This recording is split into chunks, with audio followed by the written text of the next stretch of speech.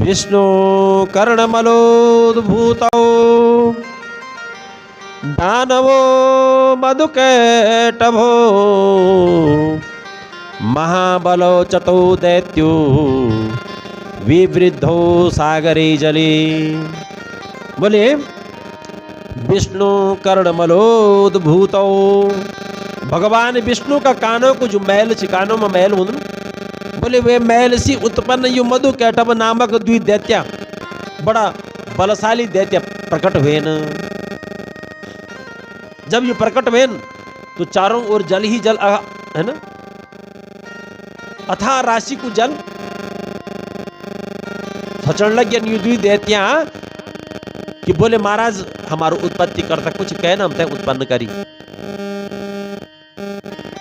कने हम पैदा हुई हो को हमारा माता पिता छन, हम तो ये बात को पता लगाई चेंदू।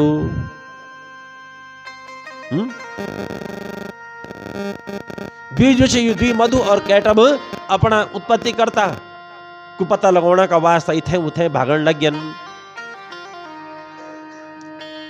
इतना में क्यों है महाराज, यो मधु और कैटभ ते भी आपस में वार्तालाप करना था लग्या, तो यूं ते वी मां अधिष्ठात्री देवी की जो वाग बीज मंत्र से ऐंग, वे मंत्र को यूं ते उच्चारण सुनाई पड़ी। यूं हजारों वर्षों तक अन्न और जल को परित्याग करी थे और वे ऐंग मंत्र को जाप करी, कठोर तप करी।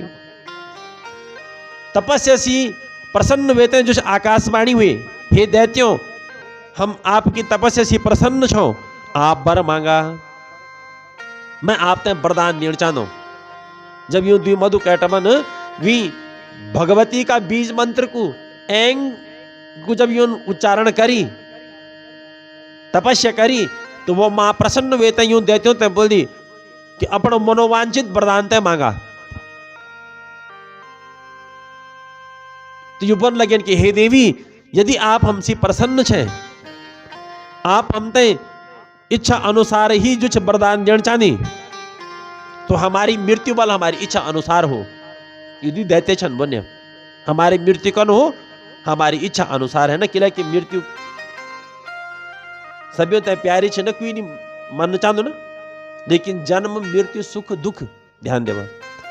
जब हम ते सुख की प्राप्ति होनी तो सुख का साथ ही दुख को भी जन्म हुए जन्म, और जब हमारो जन्म होनो तो जन्म का साथ ही मृत्यु भी जन्म लेनी, क्योंकि जय को जन्म होने की मृत्यु निश्चित। तो बोले महाराज मृत्यु इच्छा अनुसार हो। तो वह देवी जो आकाशवाणी का रूप में प्रकट हुई, इन वेल ठीक छे, तुम्हारी मृत्यु तुम्हारी इच्छा से ही प्राप्त हुई, कोई भी तुम तय पराजित नहीं कर सकलो। आज महाराज जब यूं द्वि दैत्यों मां भगवती सी वरदान प्राप्त करी, तो निवेदन कर था जब के कुपात्र का पास धन औंदो बल औंदो है ना, पद प्रतिष्ठा कुपात्र तय मिली, तो वे को हमेशा दुरुपयोग कर दो।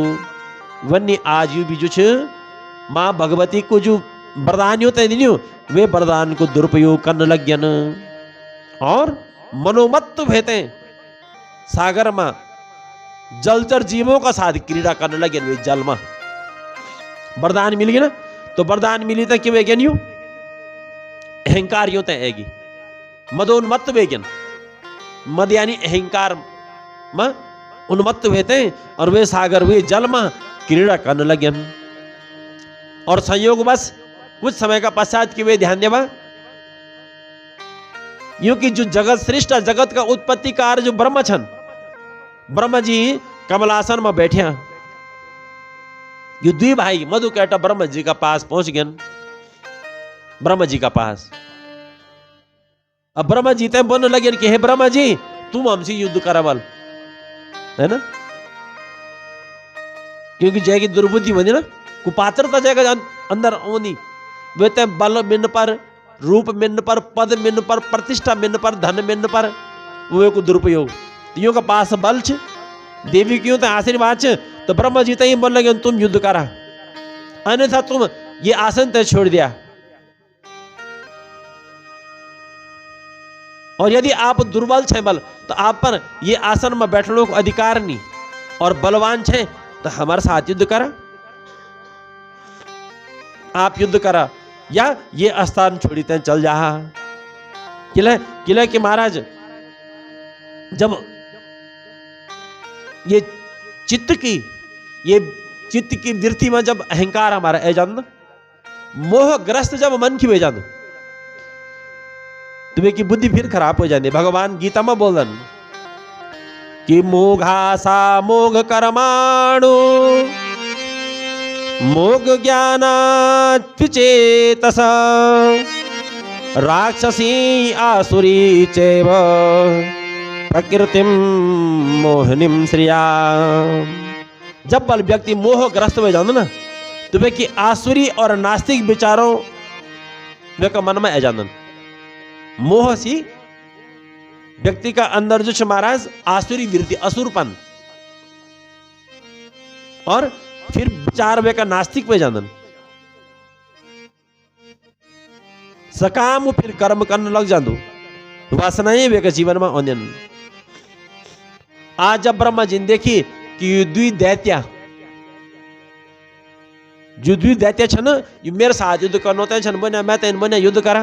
ब्रह्मा जी मन में सोचने लगे कि मैं अकेलू छूं और ये द्वि छन है ना मैं यूं दगड़ में युद्ध करना कर लूं।